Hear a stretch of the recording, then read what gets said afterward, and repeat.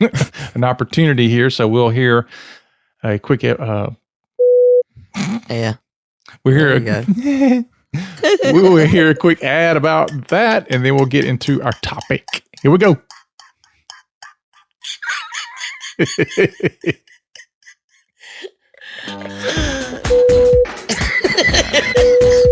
You're listening to the Help Me with HIPAA podcast, where HIPAA and humor collide to make learning fun.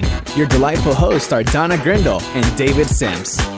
Relax, HIPAA help is on the way.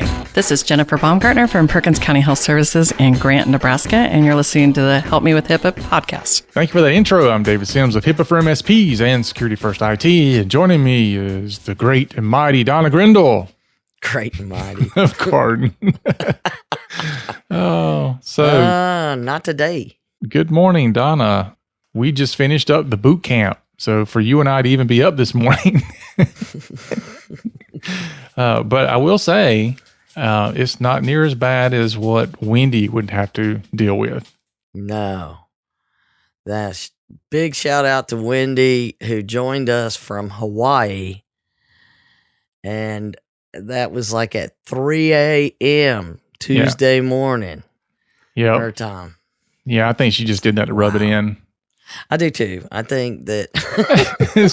Well, I think it might have been Alex who said, yeah, it's 3 a.m., but it's 3 a.m. in Hawaii. I know, right? Got a point, but she agreed, you got a point. I know. But we appreciate everyone from, I think we had somebody most time zones accounted for, because several people from the West Coast, because this was our replacement for the West Coast, and the folks from the East Coast who were coming. And, it was a good group. It was a lot of fun. There was a lot of diversity, like always. Large groups, small groups, small private practice, the VA, Alex, thanks for coming. And we had the HIPAA Pasta Mousse game, which was a lot of fun. And, too bad the Ferrari didn't show up for Roseanne. But just keep looking out the window, Roseanne. But congratulations to everybody for making it through the boot camp. I love Mikhail put on the little Zoom graduation hat as soon as we were done. I know, that was hilarious. So all of you folks out there, if we try to call everybody's name out, we'd be here for a while because we'll miss somebody. We'll miss somebody. So no insults. We did appreciate, we did recognize George as the founding member of the Donna Grindle fan club, and Alex for providing us the HIPAA pasta mousse that we get so much fun out of. Yeah. And Wendy for being so far away. I was actually surprised that George didn't take a lot of pot shots at me while he had opportunity.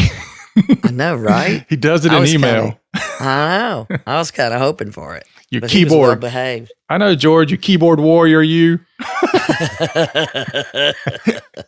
Yeah, but some of the highlights, I remember Cindy's little boy popping in and out of the video several times. And yeah, it was great. The kids pop in. He would his little head would pop up, and as soon as you acknowledge him, he would slide, like just slither out of the chair. Yeah.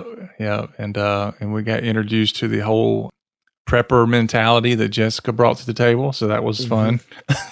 All the pets, 2 ferrets joined us. Apparently there's more than one ferret at Jeremy's, but ferrets and cats and dogs. And yeah, it was a great time. And especially as much as people talk about Zoom fatigue and, virtual conferences and how tough those are to stay engaged and focused. Our group did a fantastic job of really making it feel as close to being in the same room as possible. Yeah. The only part it's really hard to put people in different rooms and then figure out where they're at. Yeah. So we did the breakout rooms. That was fun, but it seemed to work. So that was good. Yeah. And the only hiccup we even had was every so often the microphones would drop out, but we had other microphones laying around, so we just snatched another one up and kept going. Yeah, we'll post that picture of where you could see like what the folks were seeing, and then David in the background actually speaking. It was kind of cool. But it seems like it went well enough that I think we'll probably do it again. So that's good news, because we got 3 emails asking, when's the next boot camp? I want to sign up. Yeah. And, one good thing about doing the virtual is you cut the cost and time of travel and staying at a hotel and meals and all that. So it does end up being a little bit less expensive on the attendees. Yeah. In a lot of ways, it's probably a lot less expensive. Mm-hmm.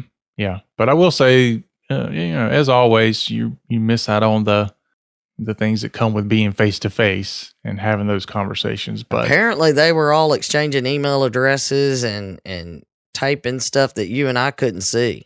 I know there was all kind of conversations happening while we were doing it was stuff. happening even though it was virtual, because everybody's like, hey, what are you doing? Yeah. Apparently and you would see them chuckling when we weren't saying anything funny. So they were talking to each other. Yeah. And Melanie, I got you. I saw that. Yeah. It was a good time. It was a really good time. I was impressed at how well it all come together. Yeah. Yeah. It was great. So David impressed himself, as we all know, most likely. That's hard to do, 'cause But we have to recover, and then we're going to figure out what we'll do. But, we just don't see the point in trying to do it again this year, because of there's so much uncertainty in the healthcare world, particularly. Yep. That we need to allow everybody to be prepared. Mm-hmm. But I would say, at this point, we have no idea what could happen. I mean, if an asteroid landed on you, you'd be going 2020. Yeah. What more do you expect? I know. I'm still waiting on the zombie apocalypse or something. Mm-hmm. Something's going to happen. Yep. We just go hang out with Jessica, though. Well, the other thing, too, about 2020, and I'm just going to drop this out there and leave it, is there's some other things a-brewing on the back burner right now. Mm-hmm. Just that's all I'll say. There's some other stuff coming. Mm-hmm. So yeah, we've got other things for you to join in with us. Yep. Participate. Lots of exciting announcements coming. Mm-hmm. But anyway, just leave it there. The folks at the boot camp got a preview. They seemed excited about where we're going. So awesome. Yep. So we should have made them sign a non-disclosure agreement. Yeah, right. So anyway, today we are going to be going over a list of top 10 cybersecurity myths you need to stop believing. And David caught this, and it was Kim Commando list. And I remember being excited hearing the Kim Commando show for the first time on the radio on an AM station, and being like, a woman's doing computers too. It was awesome. So, it inspired me. Kim Commando's been around for a while. And when he sent me this and said, we don't have time to get ready for a podcast, how about we review this list and add our own little flair to it? Yeah. So we're going to do that. It's interesting. The list is, because when I, first looked at it, I was like, yeah, I mean, how many top 10 lists about cyber myths have we went through? And this started out the same, and then it's not. Yeah. When I first saw it, I was like, yeah, same stuff. And then I was like, oh, okay, wait a minute. There's some different stuff here. But I like how the article started out. And before we jump into our next little bit, it starts out talking about how on the dark web, you can purchase cybercrime how-to kits. Yeah. And then, it goes on to talk about how easy this stuff is. So, don't think for a minute that people that are attacking you are people who know anything about hacking at all. You just go out there and purchase the service. And that's all you have to do. Mm-hmm. And it does tell you here, if you want to go out and see for yourself, here's how you access the dark web. But it points out, just because you're on the dark web doesn't mean you're anonymous. Yeah. And I'll say my advice to you is stay off the dark web. I know we don't hang out there. Yeah. You could step in a pile of stuff pretty quickly. and not be able to get out of it. Yes. It's like quicksand. Yep. So you want to stay away from the dark web. I that would be my advice to you. But anyway, thanks to our donors that donate to the show. And we do want to allow our advertisers, which happen to be Security First IT and Cardin, an opportunity here. So we'll hear a quick ad about that, and then we'll get into our topic. Here we go. The number of medical practices that think they're HIPAA compliant is pretty staggering. Effective privacy and security are an ongoing process, not a checklist. And that's why at Cardin, they don't just assess your situation and leave you with a report, but they work with you all along the way. Call Cardin today at 678-292-5001 or visit them on the web at cardinhq.com. Aren't your patients worth it? Are you frustrated with your current IT provider? Are you sure you're getting the security and protection you need? Are you putting your patients and your practice at risk? If you're in the Charlotte, North Carolina area, give Security First IT a call to learn more about how they can protect your patients, your practice, and your bottom line. Find them online at securityfirstit.com or call 980-288-5100. All right, we're back. Before we dive into the topic, though, you do have something to talk about when it comes to the U.S. District Court of San Francisco and Uber. Well, I just thought it was interesting because we often get the question, and I even had the discussion with somebody during the boot camp about the liability, personal liability for HIPAA privacy and security officers. And we've had that discussion many times. Yeah. And we reviewed a couple of years ago where the FTC, a compliance officer, was sent to jail, or I don't remember, but the FTC came down hard on them because they signed off on things that they knew were wrong. Mm-hmm. But as far as I know, that's probably the biggest, if any, directed towards a compliance officer. And I don't know of any directed towards a HIPAA compliance officer. Yep. And then we all remember that it came out that Uber had a data breach and they tried to hide it. Mm-hmm. And then when it was going to come out, they announced it as if we're doing the right thing. Anyway, then on Thursday, yesterday or I don't know, recently in the last 7 days, because they all run together for me right now, the U.S. District Court in San Francisco alleged that Joe Sullivan, who led Uber's security team for more than 2 years until November 2017, quote, engaged in a scheme to withhold and conceal. Mm-hmm. So there you go. Both the hack and the amount of data that was exposed from the U.S. Federal Trade Commission. Now, those companies are supposed to report to the Federal Trade Commission. And this got turned over, as a problem because they did conceal it. And I'm wondering because you and I both know they're being concealed in healthcare. Oh yeah, absolutely. I've heard enough stories. There's not any where I personally know, but I do. Yep. Well, there you go. Yeah, it's probably right. I probably do if I sat down and thought about it for a minute. But I know more than a couple where it's like, you need to report this, and they're like, do.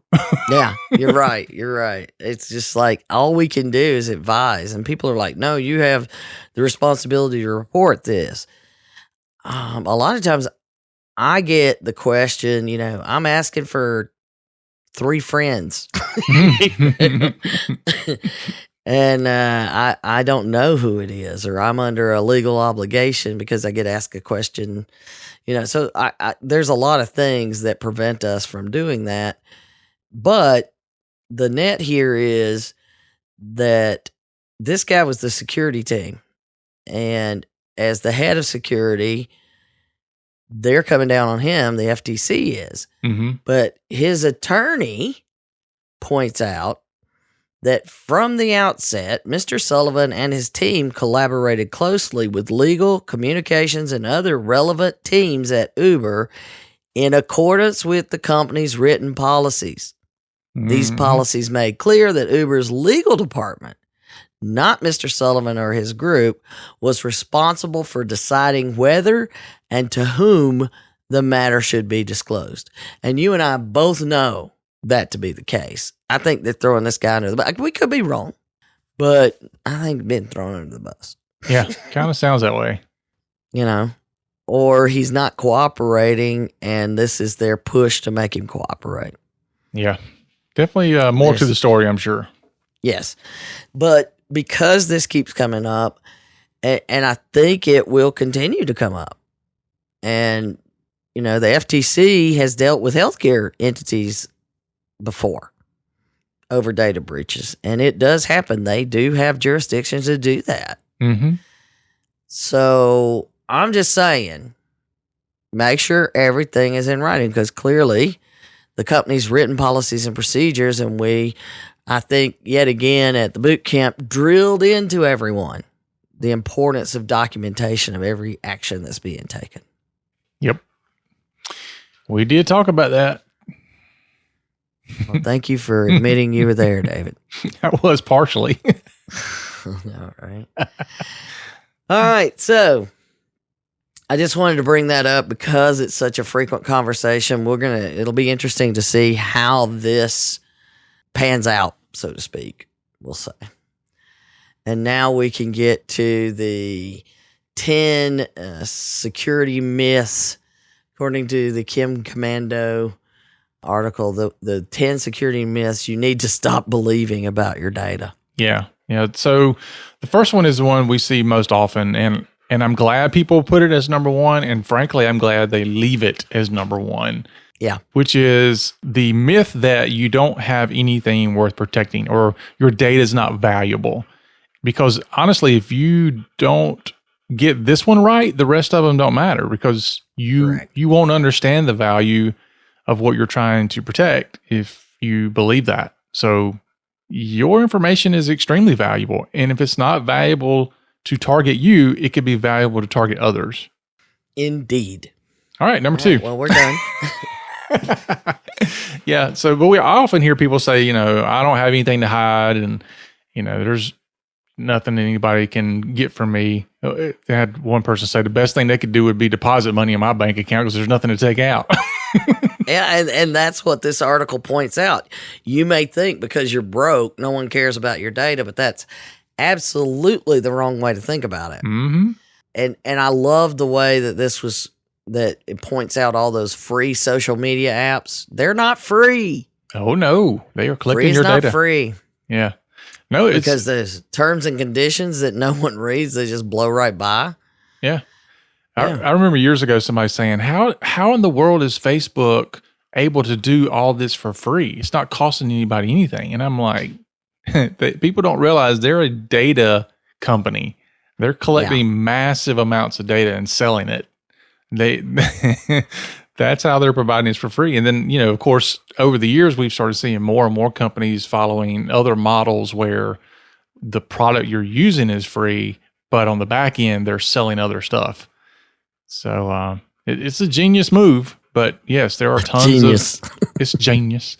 There are tons of companies collecting your information, and yes, it's highly valuable. All right. Well, and there is also that point that it makes about you are essentially giving away your information to them. Yeah. So when you give that away, you're giving away more than you know. Mm-hmm. Yeah, the other because thing, you're being sold 3-4 times, and then hackers want to cash in on that as well. So they can, you know, they're selling the same stuff that the hackers are selling. Yep. And because we're creatures of habit, a lot of times you can tell a lot about people, where they're going to go, when they're going to go. All this information is being put out there. And there's so many apps now that track you, that know where you're going and what you're doing. And all that information is being collected about you. So you're not as unique and sophisticated as you think you are.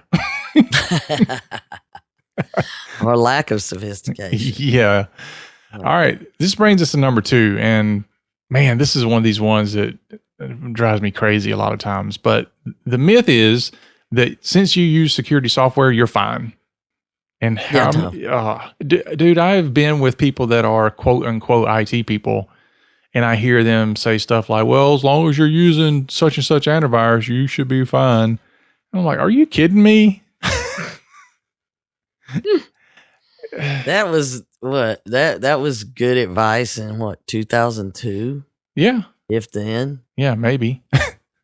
Yeah. There you go. Yeah, but people think just because you have security software in place, and it's like you have this big shield between you and the bad guys, and there's no possible way they can get through. And even at the boot camp, one of the attendees is a client of mine, and they said, "Well, we got security first IT, so we're not worried about anything. You guys are protecting us." I'm like, "You better be worried about stuff." I mean, just because we have layers and layers of protection in place doesn't mean it still can't happen to you. Yeah, and it's there's so many layers, and there's things that security first IT can't manage. Oh yeah, they don't. You're not responsible for the security awareness training for the staff. No, and then they'll have some medical provider come in and put this new IoT device in place, and nobody tells IT about it, and that stuff's hard. It's hard to keep up with. They'll put software on there, and then think that you're patching every piece of software that they decide to put on every system, and that stuff's hard to catch sometimes. Well, and another thing that the article points out is just because you have antivirus on your device, what about your router? Yeah. People don't realize that little box. They kind of see that as turning on a clock or something, that there's nothing happening there, but that's where all your traffic's going. And if they hack into that, which those things are very vulnerable, then when they hack into that, they have control of all your traffic. Yeah. Doesn't really matter what's happening on the computer. Yeah. And I've heard people say, well, if I have a router, like a security router at the edge of my network, then it's protecting everything. So it doesn't even matter if I have security software on my computers because it's protected at the network level. And I'm like, holy cow. And so we continue in the loop. Yeah. It's just, it boils down to not understanding the complexities of what's happening when it comes to cybersecurity. And unfortunately, there's a lot of IT folks that don't understand it either, and they don't help things. Right. But, that it goes back to, again, what we talked about frequently this week is there's three different things: compliance, IT, and security. You need them all, and they are not the same. Nope. And even within security, we break that down into people, processes, and technology. And often what I hear people say is, I want to put the technology in place to protect us. And I'm like, okay, that's part of it. What about the rest of it? I mean, you got a 3-legged table already, and you're only using one leg. How do you expect it to stand? There you go. So there are many, many layers, and it's like throwing up, I need to protect all of my assets, and I'm going to create a castle, but the castle is a picket fence. Yep. And with a cute little gate. Yeah. And not a lock on it. Right. So, but anyway. Yeah. So that brings us to number 3, which this is kind of one of the hopeless myths, which is. Yeah. You hear it a lot. Yeah. So, with all the data breaches that have occurred and include your data in the breaches, that you have nothing left to protect. That's the myth. And trust me, I've been in, I don't know, no less than half a dozen breaches. I know, if not a dozen. But there's so many of them. But yeah, that's what a lot of people say. I just gave up. I'm not going to worry about it anymore. It's all out there. Yeah. And I get that. Yeah. We understand that feeling because often we say, I give up. Yeah. Well, the other thing too is you have to understand that just because your information was involved in a data breach, you don't necessarily know what information was part of that and how that was affected and how it impacts you. So, you might have a a username and password that was part of the data breach, but that doesn't necessarily mean that they know anything else about you. And if you're practicing, proper password hygiene, then that means they really only have the password and username for that one account for that one service. So you still have a ton there you still need to protect. And if you've got something monitoring those, databases that are posted out on the dark web, you get notifications, go change this password. Mm-hmm. Even though it's complex and you have all of these layers of security, go change that password. Yep. Because until you have lost your identity, you do not understand. There's the identity theft where, they're getting credit cards and all of those things. And then there's actually losing your identity. All of your history gets taken over and moved to someone else. And this, honest to goodness, does happen. It happened to a friend of mine. And, he don't want to talk about it. I don't blame him. Or we'd interview him. Yeah. It usually takes years to fix. I don't know if he's ever going to get it fixed. I mean, literally to the point he has to get a new social security number. Wow. Okay. That alone is not easy to do. Mm-mm. And if you think it's hard to cancel medical records, try canceling your social security number. I bet. And it's just been, these folks were everywhere being him. Mm-hmm. And he's not somebody that's really laid back about these kind of things either. So it was very terrifying. So anybody that thinks whatever, I don't care, they can have anything, until you lose your life, your identity of who you are.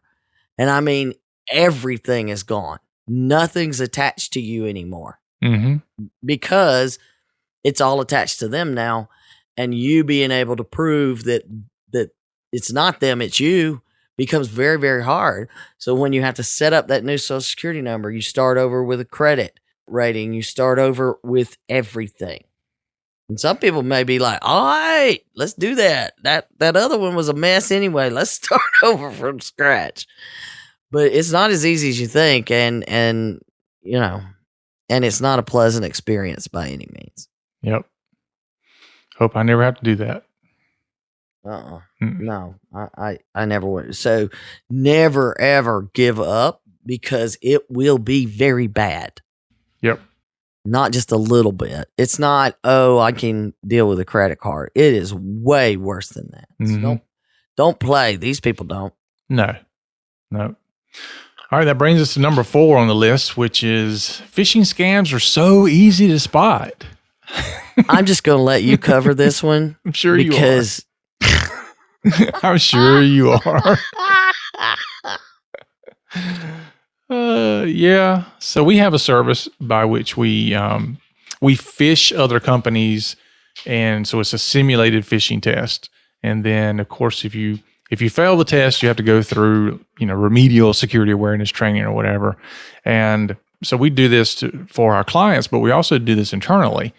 But internally, we crank it up. I mean, we crank it up high. Like, we have some mercy on our clients, but on ourselves, we really target people internally and try to make it as realistic as we can possibly make it. And so in saying that, after, I don't know, 3 years of not getting caught by one, I got caught by my own stupid phishing test the other day.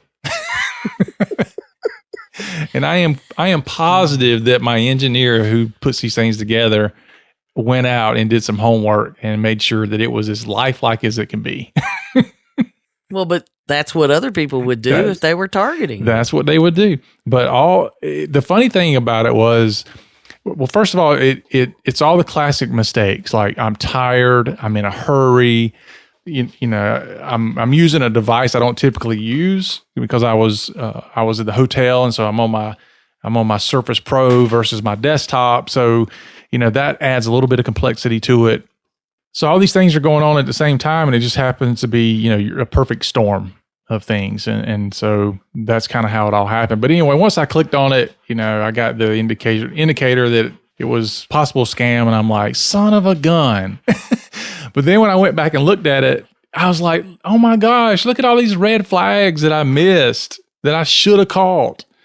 And, which goes to say, no, these things aren't always easy to spot. And sometimes even when I look back at it and I go, I should have caught this, it's not that it was super complicated to catch. It's that all the things that make me put my guard down was going on all at the same time. And because of that, I clicked on it.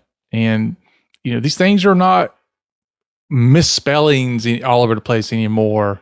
And they're not, the guy from Nigeria, the prince trying to get millions of dollars. I mean, these things are really, really good scams these days. And in fact, a lot of people don't realize that you can spoof email. So if I know an email account that you might be expecting email from, or that you do business with, because, sometimes people send out the email addresses of everybody in an email, accent. Well, yeah. Or they hack your business. They get in, one of your business partners falls for a phishing scam where they get control of that email address and take all their contacts and then just spoof it.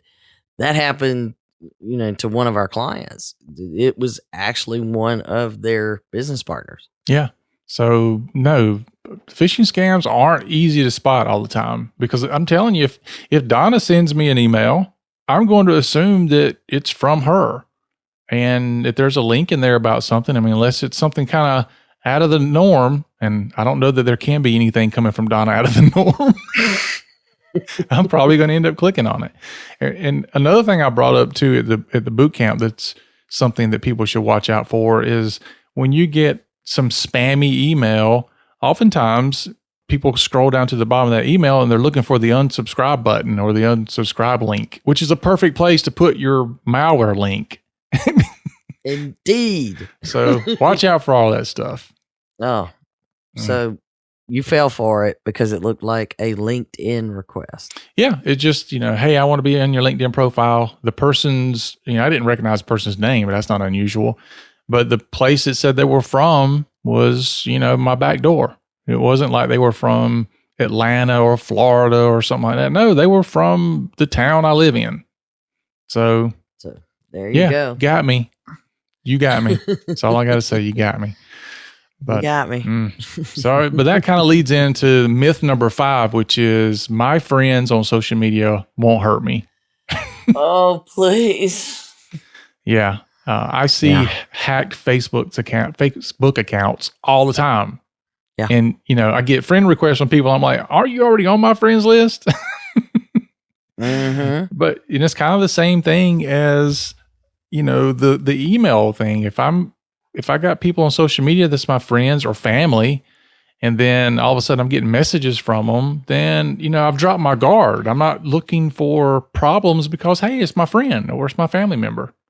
Well, yeah, that. And, social media is where everybody just assumes they can share the most simple things that, all it takes is one of your friends on social media falling for one of those scams and then posting it. Mm-hmm. Right? What was the one?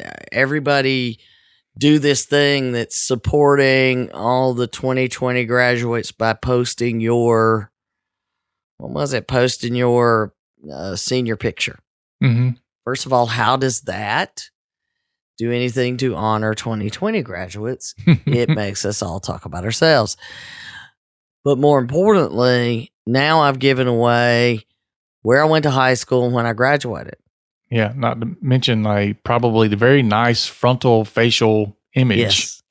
Perfect frontal face, which is really, they've got enough there that they really could, get your identity pretty close, if not completely steal it. Now, not completely take over, but enough to get what they needed to ruin your credit, that's for sure. And I see those and I'm like, I'm watching all the people do it. And, years ago I would try to say, please don't do this. Mm-hmm. Yep. But, so not only is it that it's your friend, but if they get hacked and this is going to happen, but they're falling for the stuff and then sharing it. So they're inviting the hackers into the group, even if you've secured your stuff. Mm-hmm. I'm not saying, I'm just saying. Yep.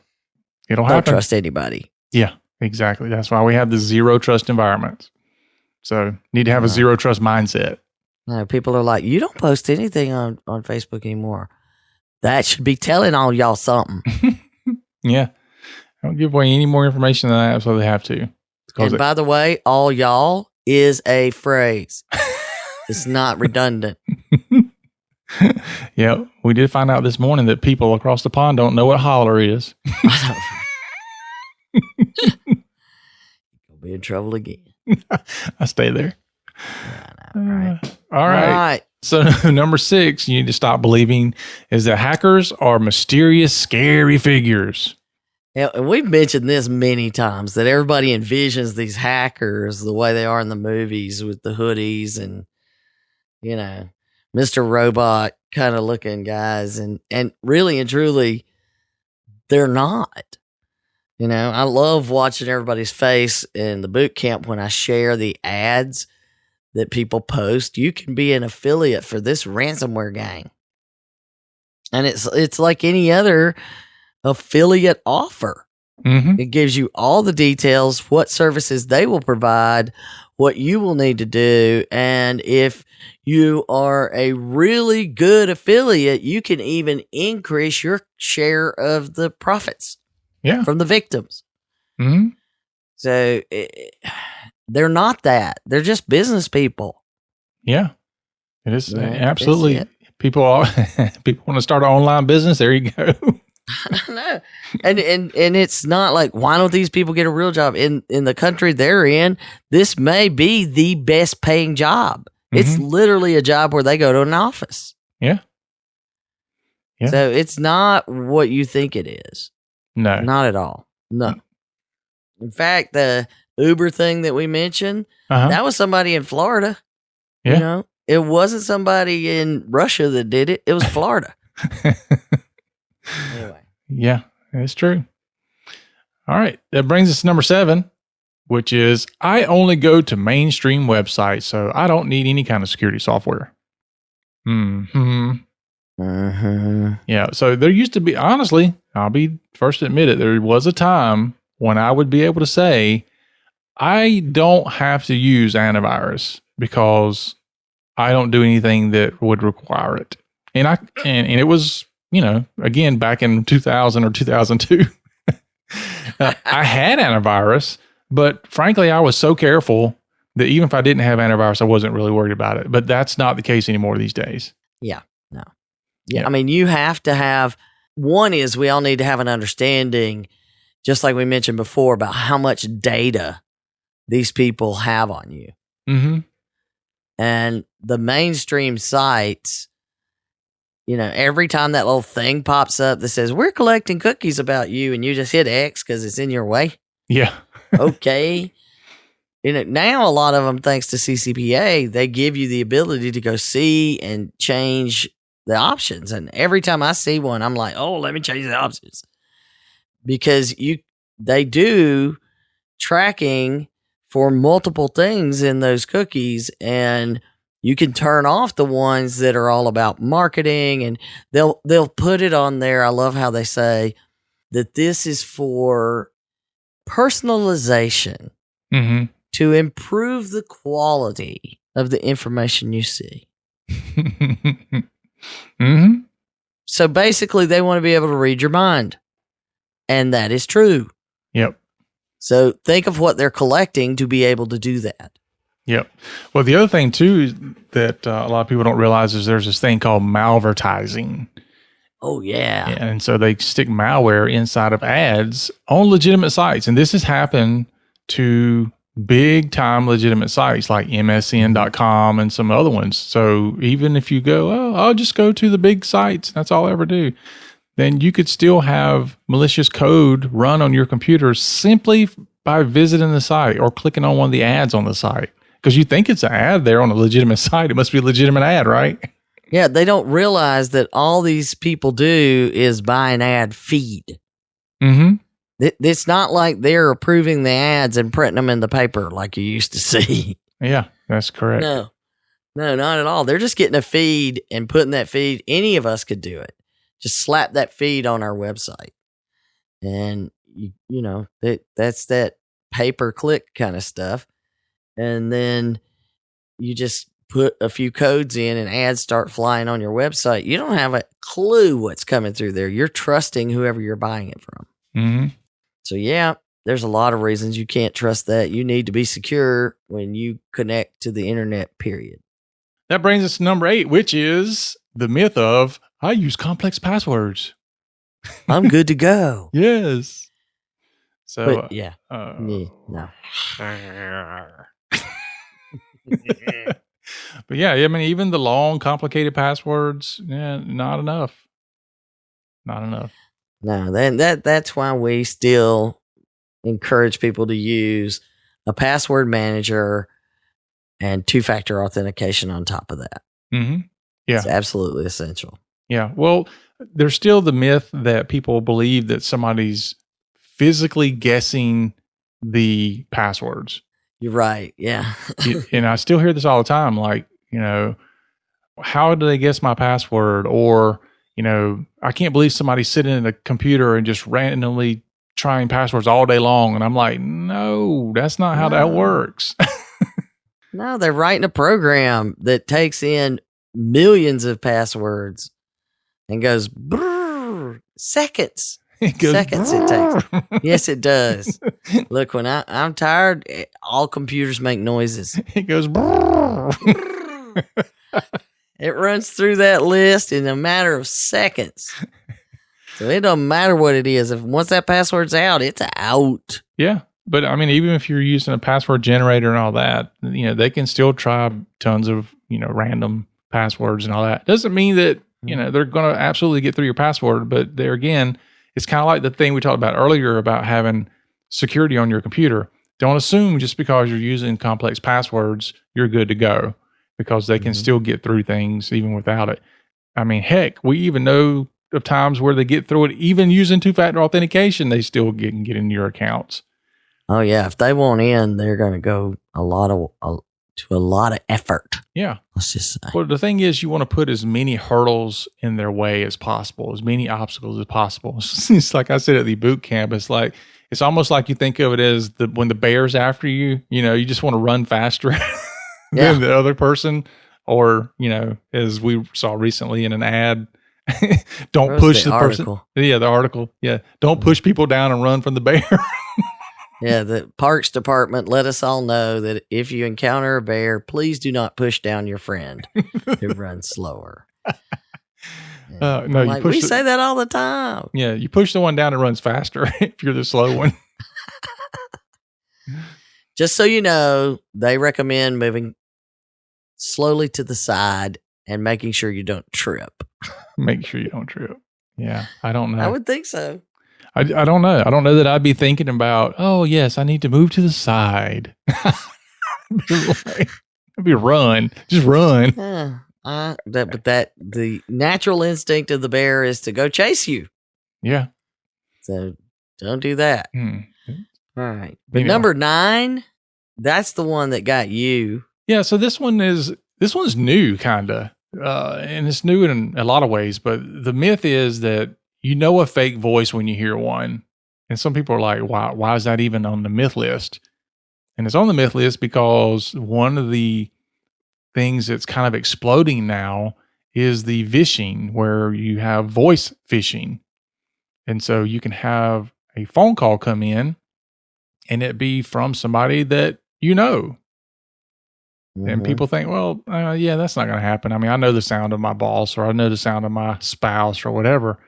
But there's a technology called deep fake technology now that can replicate your face. It can replicate your voice. I mean, it's pretty crazy. If you do a search, especially on YouTube, for some of these deep fake videos, and look at the ones that are fairly new, because the technology is still new. If you look back a year or two ago, it's like, okay, it's pretty easy to see. But if you look at some of the ones that are really recent, especially some of the ones where they're taking like the, Joe Rogan's voice and making it say whatever they want to say, it's like, dude, you can't tell. You cannot tell it's not that person. And even it would, it's hello, this is so-and-so from, ADP. Just wanted to let you know, I'm sending you an email. You should see it. Use this password to open the attached file. Yeah. And one of the things we always tell people is when you have something like an email or a text message and it's asking you to, buy gift cards or send money, anything that's, financial, we always say, make sure you get some type of voice verification, call the person on the phone or something like that. But imagine you got a phone call from your boss man asking you to do something. You're not going to call him back, probably. Or boss woman. Yeah. Boss person. There you go. Your boss. I'm looking at my card over here that says boss. Excuse me, my toilet paper. Yeah, it is. It's toilet paper. Yeah, he literally got engraved toilet paper. I have an engraved roll of toilet paper. It says, happy birthday to a boss who really knows his, and there's a poop emoji on it. All right. So there we go. That's a good. All right. That leads us to our last one, number 10, which is, I'll know when something bad gets in my computer or my device. I'll just know it. Yeah. Yeah. Okay. First of all of that software and things that, and you've talked about it. When you go install your security software, how you often find there's already malware out there running and no one knew about it. Oh yeah. Yeah. It happens often. Unfortunately, it's like when we onboard a new client, we're all tense the whole time we're installing our stuff. We're like tense because like, please don't. What are we going to find? Please don't find anything we got to deal with right now. But unfortunately, more times than not, we do find things that, they had antivirus software, they had anti-malware software, they had stuff like that. They had the network security on their routers, and we still find things. And, it just goes to show about the other things. Just because you have them in place doesn't mean that the person knows what they're selling you or how to monitor and manage it. But no, and the other thing too is, unless you have, ransomware that immediately pops up on your computer, which you and I know that ransomware attacks don't work the way they used to, because now they go in and they stay in for a period of time, and then they kick off the ransomware attack when they're leaving or when they're done. Oh yeah. They've been in there and now they feel like they know the exact time to launch. They've taken all the things they wanted to take, and now they're going to make a little bit more money, maybe a lot more money, by launching that ransomware on the way out the door. Yeah. One of the stats we look at every year is called dwell time, which is the time that it takes from the time something happens where like a breach is happening to a computer or network, and then the time is discovered is your dwell time. And we look at that stat because it's crazy how long it takes on average for something to be discovered like this. And I don't know what the latest one is, but I think it's several weeks is your average still. Oh yeah. I thought we saw like it was 100 days or something at some point, but right. Certainly not noticing it immediately. No. And, no. Yeah, they just think they click something wrong or something's happened or. Well, oftentimes, I hear people say, well, everything's working fine, so I don't have a problem. Really? Yeah. No, just because everything's working fine, you can get on the internet and you can print and all that. That doesn't mean everything's fine. Yeah. Just think of it like you've been driving your car around all year and now you're going to take a 3,000-mile road trip. You're going to have it checked out. You're going to get the oil changed. You're going to make sure you put gas in it because it was driving fine. Mm-hmm. Yep. Yeah. It's what happens when you get that complacent. It's what we have to worry about. But I thought this was a great list, and we'll have the link to it in the Chem Commando show. They have a ton of links to learn more. And I encourage our folks who understand these things, take this as a learning tool because we have to educate. Mm-hmm. It's if you knew all of these and you agreed with us, you need to realize all the people you're supporting probably believe at least some. Yep. If not all of these. So use this list to educate one way or another. Mm-hmm. It's going to be needed. Yeah. Just be concerned.